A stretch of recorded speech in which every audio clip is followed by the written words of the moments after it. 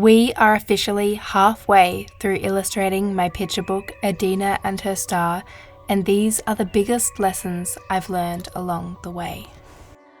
Hey everyone, my name's Chantal. I am a watercolour artist and illustrator, and I'm currently writing and illustrating my very own picture book called Adena and Her Star, which came into fruition a couple of years ago when I decided to send out my art portfolio to creative industries, agencies looking for work as an illustrator, and I got rejected by every single one of them. That then and there I decided to write and illustrate my own picture book.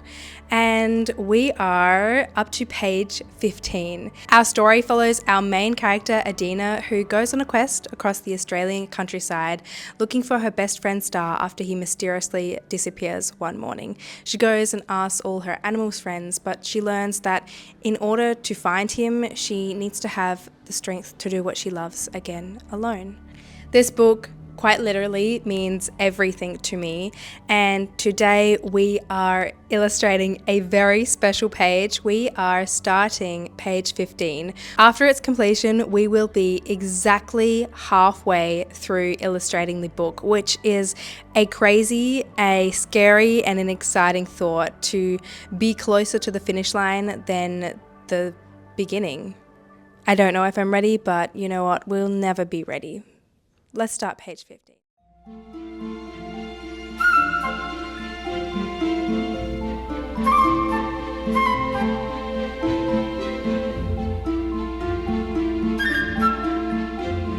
This story starts from a place of rejection. And if you're already familiar, you would know that after many people said I should get into children's book illustrating, I decided to send my art portfolio at the time to art agencies, publishers, art collaborators, you name it, I sent it, looking for work as a children's book illustrator. But alas, I did not hear back from the vast majority, and the ones I did hear from rejected me. So I thought to myself, well, I have people who want my art in picture books. Why don't I write and illustrate my own? A few months later, a story found me, and a year after that, I decided to illustrate it. Rejection is redirection. Prior to my book, I didn't have a large community, nor did I post on YouTube at all. But through my picture book, I found my people. I found people that love to chase their big dreams and inspire their inner child. I've been able to monetize my YouTube as well and work with some pretty big brands. My picture book has even allowed me to be recognized in public from my art, which is still a crazy thought to me. Sometimes rejection will open more possibilities and better opportunities than the ones that were initially closed off to you.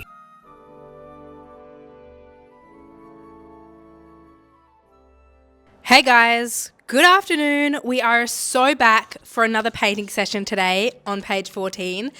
I think hitting like the milestone of halfway, I can like see the end. Well, not the end of, but the end of illustrating, the end of painting and actually putting my book together thereafter. Like that I can see now. And it's frightening because I don't know if I'm ready, but it's also exciting. I feel like every single page of my picture book is a different era of my life. That is how much That is how much involvement and evolvement goes into every single one of my pages of my picture book, is that they feel like different eras of my life. I learn different lessons, I make mistakes, I have successes. Each one has its own little story.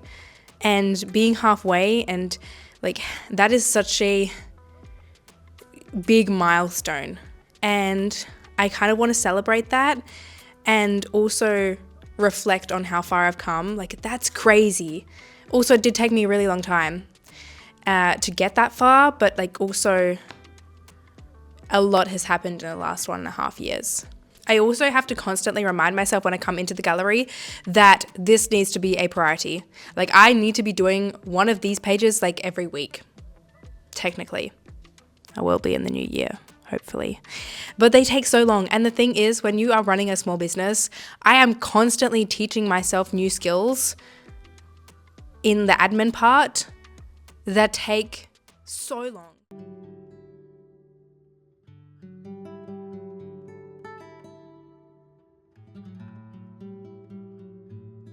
Another lesson I learned is that your growth won't be linear, and you need to make peace with that fact as quickly as possible. You can't plan your growth. Trust me, it will come when you least expect it, whether you like it or not. Whether it's your art style or your social media following or something completely different. When you're working on a really long-term project, there is no way for you as a human to consistently keep growing at a steady pace. There will be ups and there will be downs. There are many times where my content for my picture book reaches millions of people, and there are times when it reaches a few thousand. I remind myself that the value of my work is the same, and there will always be new beginnings and fresh starts around the corner. So stay true to who you are and your work. That authenticity is what finds the right people and your crew. Illustrating my picture book has been a wild journey, to say the least. I have cried, I have had meltdowns, and I have had the most joyous moments of my life. I've had to push myself outside my comfort zone and work with colours I don't really like all the way back in page 3 when I had to use the colour blue, and I hate blue. Well, I'm going to be really excited for page 16 and 17. Or when I had to paint a room for the very first time, because primarily prior to my picture book, I only painted portraits and landscapes. I had to branch outside my comfort zone to do things I've never done before. I know these pages might not be the best ones, but I gave them my shot. I gave them a try, and I learnt so much in the process that I will take onto the next pages. Taking risks and getting outside your comfort zone is paramount to improving as an artist. Initially, all the pages of my picture book were meant to be single, full-page illustrations, but as a lover of velour and in-depth world building, in page 9 and 10, I decided to complete my biggest watercolour painting yet, using the world's largest watercolour paper sheets in 600 GSM to do so. And I think it is one of the best decisions I have done whilst illustrating my book. The work has become even more magical, more inviting, and as if they are a real world. They are a real world. Sometimes taking risks will lead you down a dead end, and other times it will open even more possibilities.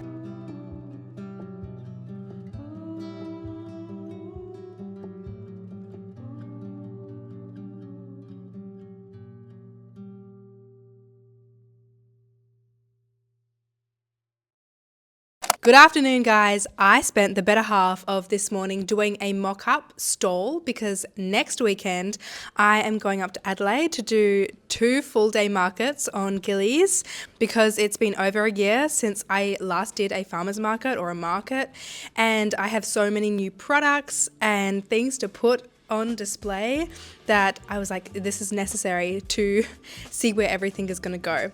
So it took me about an hour, maybe even 2, to actually have a really nice display and think about the buyer's experience, because yes, you can make things really aesthetic and very eye-pleasing, but unless you make it a really nice buying experience where people don't feel pressured to look through things, you're not going to sell as much. Anyway, I have just been working on my lovely koala this afternoon. He's looking so comfortable. He is looking so cuddly, which is perfect. He's looking exactly how I want him to. And I went down to grab something to drink and eat. I love iced tea, and I'm currently obsessed with these bubble drinks. I don't know what brand it is, but I'm obsessed with, do I have one here? No. They're like fizzy coconut water. Next time I'll have one, I'll bring it up and show you guys. But this was on special. It's actually an iced tea, Dilma. Wait, should we do some ASMR?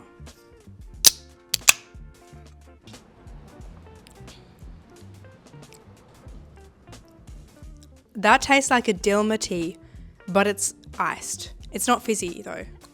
Yeah, it's okay. Anyway, today I'm going to try and finish the koala. Doing all of the fine hair takes forever, but we're finishing it today. It's Friday. This needs to be finished. This page was meant to be finished this week. But y'all guys, I have so much stuff to do, especially today, like this week, and this month is the busiest month of the year. December's gonna be nuts. Anyway, without further ado, let's get back into painting the koala. The third lesson I learned is that you have to be your number one believer. You have to be your biggest fan, and you need to take yourself seriously. Because if you do something bigger, better, or more controversial, the haters, the doubters in your life, usually your biggest supporters and the ones closest to you, will make an appearance. And you need to be there for yourself, because no one else will be. No one knows exactly what you know and how you are going to achieve your dreams. Being your number one believer isn't about being overly confident or denying criticism. In fact, it's the opposite. It's staying true to why you create art.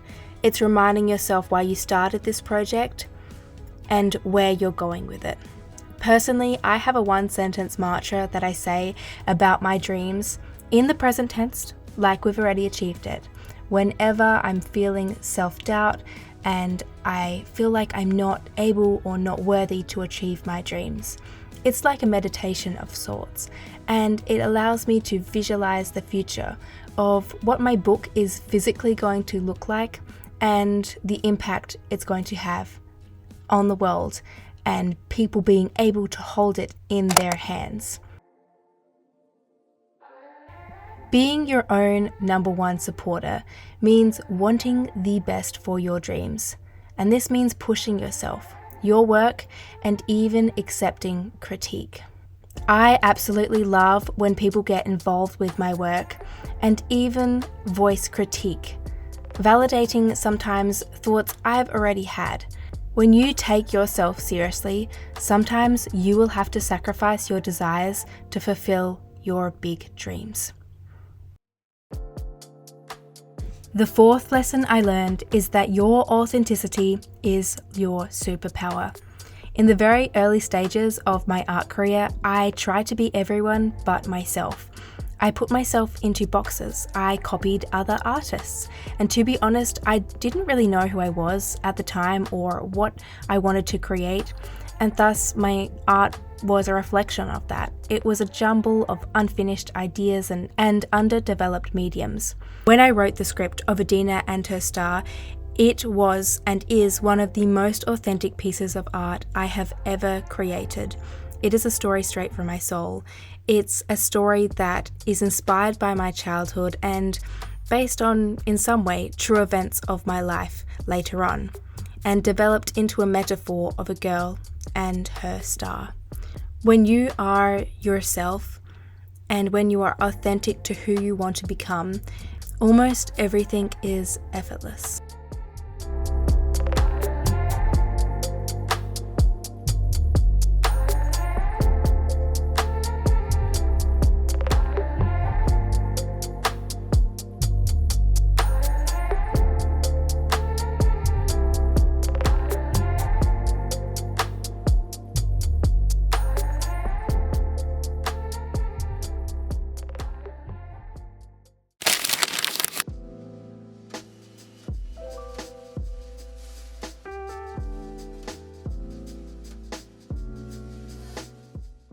Good morning, guys. It is the last day of the week because tomorrow I'm going up to Adelaide to get ready for Gillies on the Grounds on the weekend. Yesterday I worked on the gum tree and I did the first layer and I thought to myself, Chantal, this is way too busy. This is overstimulating. This is not looking like gum tree. And I was really worried. And then I put the second layer on, which is like all the bark. And I was like, hold up. This is the best painted gum tree I've ever seen in my life. Not to toot my own horn or anything, but this is honestly the best thing I've ever painted in my entire book.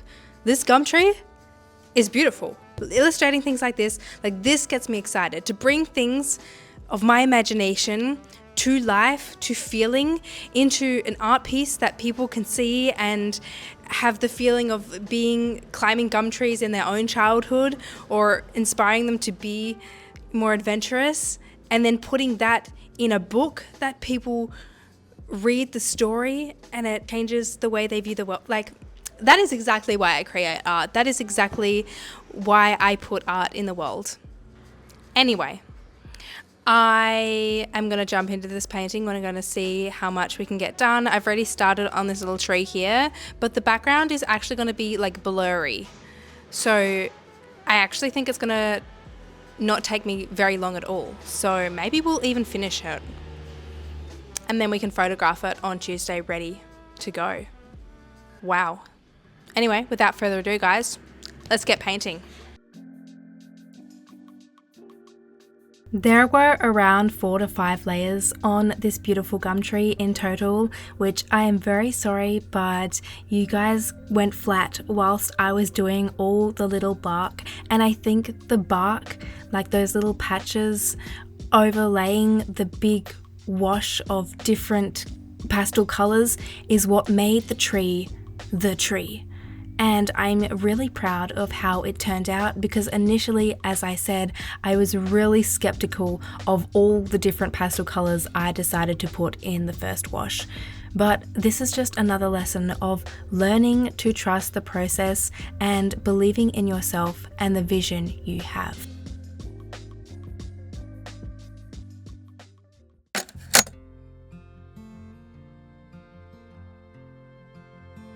It's the 2nd of December, y'all, and you'd think, being summer, we wouldn't need jumpers, but here we are. There's still a chill in the air, although, where are you?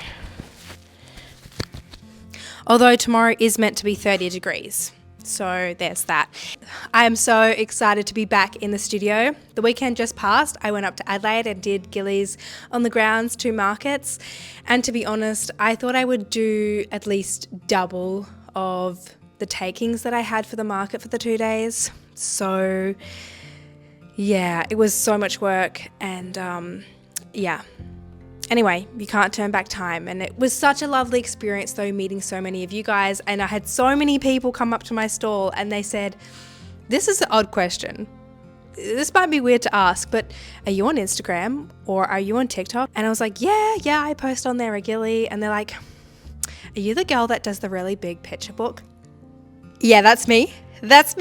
I get so excited when people ask that question, and so many people had so many beautiful things to say about my illustrations and my art and what I'm doing with my big picture book, and also saying they can't wait to buy the book, which makes me so grateful and so excited that there's so many people out there that want to support Adena and her star. And a lot of people recognized me from Nostalgia, and they said, wait, I recognize Nostalgia as your art style, and it's like very similar, like to the pages of Adena and a Star. So a lot of people recognized Nostalgia and were like, hang on, I reckon I follow her on social media for her big picture book. That's pretty cool. Like, having an art style that is memorable and recognizable is something every artist wants to have. And the fact that I've been able to cultivate an art style like that over the last couple years is crazy.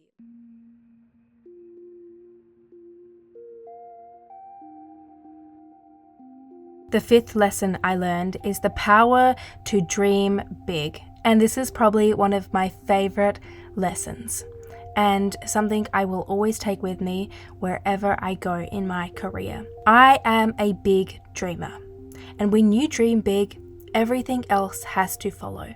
Your schedule, your work, and who you are as a person.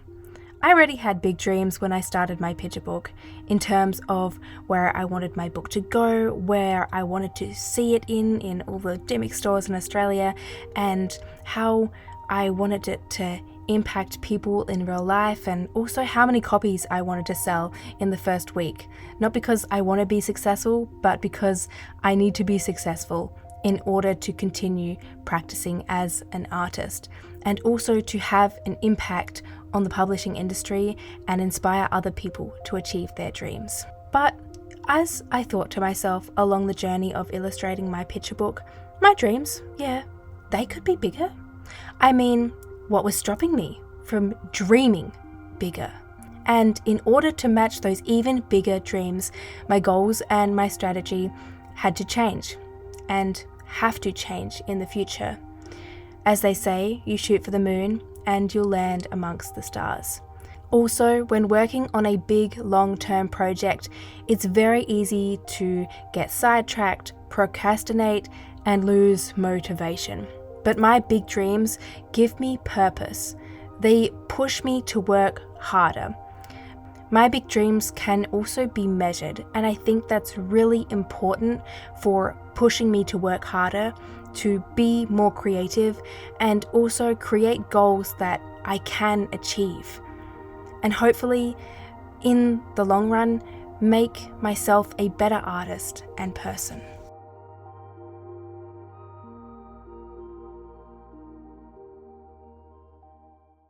Hey guys, good morning. Yesterday evening, I was able to finish page 15. I didn't really feel much of it because my phone went flat and I just wanted to get it done. And sometimes I like to take a moment between me and my painting before I finish. Anyway, we're officially halfway through the book, which is so exciting. But I'm going to sit down right now and I'm going to do a reflection with you guys. Wow. I still need to photograph it today and do a little reveal. First things first, let's do a little reflection for page 15. Yeah, well, she didn't turn out how I expected her. And also, yes, negatives or positives first? Positives. I absolutely love the gum tree of this page. I think it's the best thing, one of the best things I've ever painted in the book. And I was really apprehensive and unsure how I was even going to go about painting this gum tree and also making it feel like a gum tree, you know? And I just kind of went for it. And I did 2 layers, as you guys saw through the process. And it just came alive and it looked exactly how I wanted it to. Honestly, it looks better. It looks better than I imagined. And I also love Adena and I love the koala. I think you can tell that those are the favorite things that I love to paint. I don't really have as much enthusiasm for painting the backgrounds. Sometimes the backgrounds aren't really important. For example, this background isn't really important for the storytelling of the book compared to, say, the background for page 12 or 13. Nope. Page 9 and 10. What the one before the pelican, like that background was really important because it's where Adena was going. I'm going to put an example here, but this one isn't as much as important. I really just wanted to capture like Adena's movement and like going up to koala, and we get to see what is happening in page 16 and where we go and what that looks like, having that experience talking to koala and asking him where Star is. Now for the least favorite and the negative. Oh my god, I don't know what happened, guys. I don't know what happened with the background. It wasn't meant to be this blue, and it wasn't meant to be this splotchy. The same thing happened in page 5 and 6, I think, with the background of Adena's room. Somehow, when I was doing the wash, it got really splotchy and really uneven, which is very unusual and very... like that doesn't usually happen. Usually I can get a very nice clean wash. I'm very confident in that. But something went wrong with my watercolor paper. I had to do another layer on top of it to even out the splotches. And to this day you can still see them, which is pissing me off. But you know what? That's where Photoshop comes in. Sorry. You know, we got to use our technology to our advantage as an illustrator. So yeah, that's what I'm not really happy with, is the blue background. So as you guys probably know, I am very slow at painting every page of my picture book, mainly because I do a lot of other work. I go up and do markets, I do commissions, I do workshops, I have a part-time job, I have several other freelance work and side projects that obviously I need to all have to live as an artist and to keep going, and like there are ongoing expenses running a business that come in every single month and you have to pay them. So honestly, I need to keep working in order to pay those reoccurring expenses. But Obviously, that means that I don't put as much time into painting Adena and a star as I want to, and looking into the future, if I don't paint more pages in a shorter amount of time, I will not achieve my dreams and I will not achieve my goal of finishing it before July 1st. And you know what? That date's very important to me because it's a month before my 25th birthday. I don't want to be 25 when this book comes out. I will be 25 when this book comes out, but I don't want to be 25 when I finish this book. Like, that's crazy. I want to be 24. Like, 25 is mid-20s. 24 is still young 20s in my brain. That's so stupid. But I think it's really, really important to have deadlines for yourself. So in saying that, next year, some things will have to give. You guys are getting a heads up first, but I will probably make a big announcement on like Instagram and social media in like the first week of 2026. But yeah, I have to make the decision to put pause on a lot of my income streams as an artist, or to put pause on my life as an artist, to solely focus on my picture book, because if I don't, I'm never going to finish it, and that's scary. But it's also scary putting pause on like a lot of my income streams, because if I don't continue them, I feel like I could lose them, and if my book isn't successful and isn't hugely successful, then I'm like, y'all, I don't know if I should be an artist anymore. Yeah, that's what's on my mind. If you have any advice, if you have any thoughts, if you're much older than me, I feel like YouTube, there's a lot of people on here that have a lot more experience than I do. And if you're in my situation, I'd love to know what you would do if you just go for it, like literally pause my art career basically and just like literally finish this book. And next year I would have to be putting out like a page every single week, or every single 1.5 weeks to finish on time. Anyway, and then I have to like sell 10,000 copies. So we can do it. My mantra every day, and my mantra is like selling way more copies than 10,000, you know, because we've got to shoot for the stars, we land on the moon, or whatever the saying is.